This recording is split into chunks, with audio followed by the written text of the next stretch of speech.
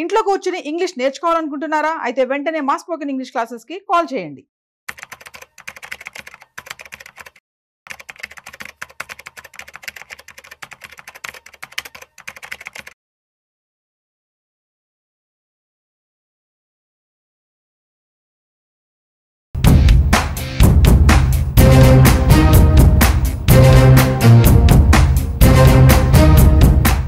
ఆర్థిక మంత్రి నిర్మలా సీతారామన్ 2025-26 ఆర్థిక సంవత్సరానికి సాధారణ బడ్జెట్ను ఫిబ్రవరి 1, 2025న పార్లమెంట్లో ప్రవేశపెట్టబోతున్నారు. బడ్జెట్లో ప్రభుత్వం సాధారణంగా వచ్చే ఆర్థిక సంవత్సరంలో చేయాల్సిన పనులు, పథకాలపై ఖర్చు వివరాలను ఇస్తుంది. కానీ బడ్జెట్కు ముందు ప్రభుత్వం పార్లమెంట్లో మరొక పత్రాన్ని ప్రవేశపెడుతుంది. దీని పేరు ఎకనామిక్ సర్వే. హిందీలో దీనిని ఎకనామిక్ రివ్యూ లేదా ఎకనామిక్ సర్వే అని కూడా పిలుస్తారు.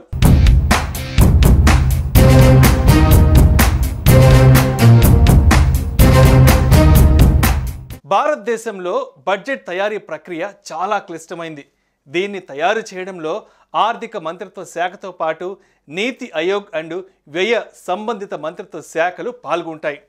ఈ వివిధ మంత్రిత్వ శాఖల అభ్యర్థన మేరకు ఆర్థిక మంత్రిత్వ శాఖ ఖర్చుల ప్రతిపాదనను సిద్ధం చేస్తుంది.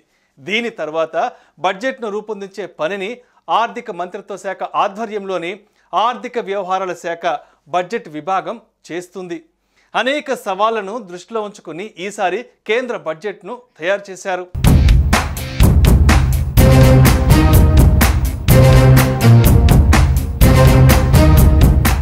ఈసారి బడ్జెట్ తయారీ టీంలో కేంద్ర రెవెన్యూ శాఖ కార్యదర్శి తుహిన్ కాంతా పాండే, ఆర్థిక వ్యవహారాల కార్యదర్శి అజయ్ సేఠ్, వ్యయ విభాగం కార్యదర్శి మనోజ్ గోవిల్, పెట్టుబడులు, ప్రజా ఆస్తుల నిర్వహణ విభాగం కార్యదర్శి అరుణీష్ చావ్లా, ఆర్థిక సేవల విభాగం కార్యదర్శి ఎం నాగరాజు, ముఖ్య ఆర్థిక సలహాదారుడు వి అనంత నాగేశ్వరన్ ఉన్నారు.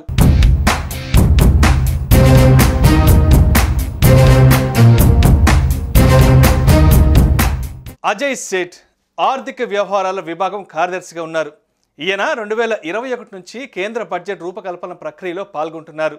యావత్ బడ్జెట్ తయారీ ప్రక్రియను ఈయన విభాగమే పర్యవేక్షిస్తూ ఉంటుంది.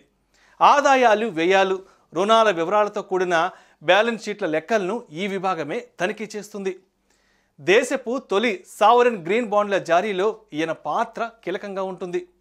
ఇన్ఫ్రాస్ట్రక్చర్ ఫైనాన్స్ సెక్రటరీ విభాగంలో ఏర్పాటులో ప్రధాన పాత్ర అజయ్దే. తుహిన్ కాంతా పాండే కేంద్ర ఆర్థిక శాఖ కార్యదర్శి, రెవెన్యూ శాఖ కార్యదర్శి. ఈయన ఆర్థిక శాఖలో చాలా సీనియర్ అధికారి. 2019 అక్టోబర్లో ప్రజా ఆస్తుల నిర్వహణ విభాగం కార్యదర్శిగా తుహిన్ చేరారు. అప్పటి నుంచే కేంద్ర బడ్జెట్ తయారీ ప్రక్రియలో ఆయన పాల్గొంటున్నారు. ఈయన 1987 బ్యాచ్ ఒడిశా క్యాడర్ ఐఏఎస్ అధికారి. 2024 సెప్టెంబర్లోనే కేంద్ర ఆర్థిక శాఖ కార్యదర్శిగా తుహిన్ నియమితులయ్యారు. ఈ శాఖలో రెవెన్యూ, ఆర్థిక వ్యవహారాలు, ఆర్థిక సేవలు, వ్యయ విభాగం, డిఐపిఐఎం, డిపిఈఓ అనే 6 విభాగాలు ఉంటాయి. డిఐపిఐఎం కార్యదర్శి హోదాలో ఎయిర్ ఇండియా నుంచి ప్రభుత్వ పెట్టుబడుల ఉపసంహరణ ప్రక్రియను తుహిన్ పర్యవేక్షించారు.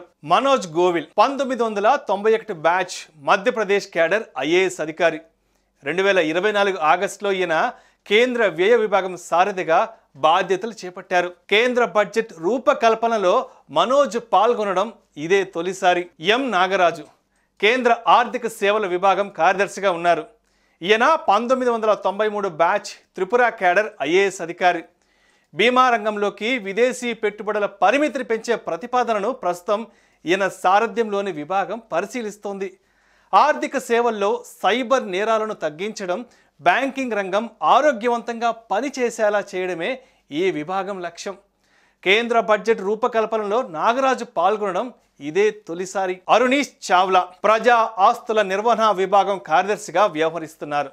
ఈయన 1992 బ్యాచ్ బీహార్ క్యాడర్ ఐఏఎస్ అధికారి. ఈయన 2024 సంవత్సరంలోనే డిఐపిఏఎం, డిపిఈ విభాగాల సారథిగా బాధ్యతలు చేపట్టారు. అరుణీష్ చావ్లా సారథ్యంలోనే ఐడిబిఐ బ్యాంకు ప్రైవేటీకరణ ప్రక్రియ మొదలైంది. వి అనంత నాగేశ్వరన్ భారత ప్రభుత్వానికి చీఫ్ ఎకనామిక్ అడ్వైజర్.